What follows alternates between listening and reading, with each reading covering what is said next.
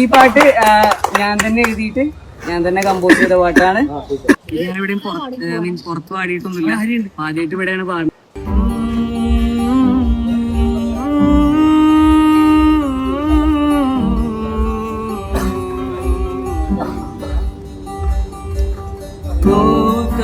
ചിലർ അതിലോടി വന്നതവള് എഴുതാൻ മടിച്ച പാട്ടിനാണോ ഇടവിട്ടത്.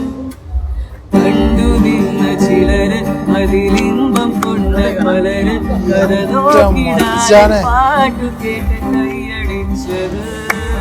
പെണ്ണേ പെണ്ണേ നീയാരോ ഞാനായൊരിരവിന്റെ